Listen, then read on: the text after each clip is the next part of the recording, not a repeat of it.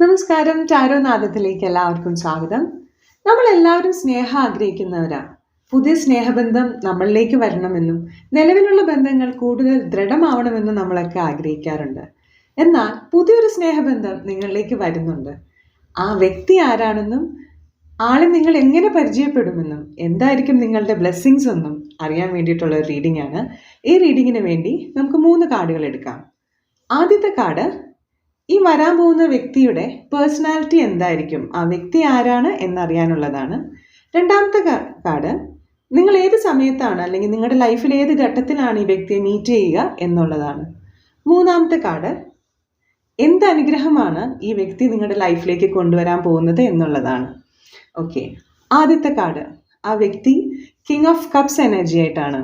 Okay, രണ്ടാമത്തെ card ഏത് സമയത്താണ് നിങ്ങൾ മീറ്റ് ചെയ്യുക എന്നുള്ളത് 8 ഓഫ് സോർട്സ് ആണ്. അതുപോലെ നിങ്ങളുടെ ലൈഫിലേക്ക് വരാൻ പോകുന്ന ബ്ലെസ്സിങ്സ് ലഭിച്ചിരിക്കുന്നത് 6 ഓഫ് വോൺസ് ആണ്. അപ്പോൾ നമുക്ക് ഈ റീഡിങ്സ് നോക്കാം.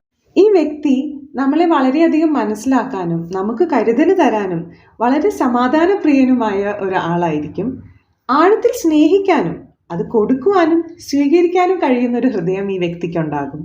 നിങ്ങൾ ഈ വ്യക്തിയെ പരിചയപ്പെടുന്നത് ലൈഫിൽ ഏറ്റവും ദുർഘടമായ ഒരു സമയത്തായിരിക്കും. ചുറ്റുമുള്ളതൊന്നും കാണാൻ കഴിയാതെ സ്റ്റക്കായി നിൽക്കുന്ന ഒരു സമയത്തായിരിക്കും നിങ്ങൾ ഈ വ്യക്തിയെ പരിചയപ്പെടുക.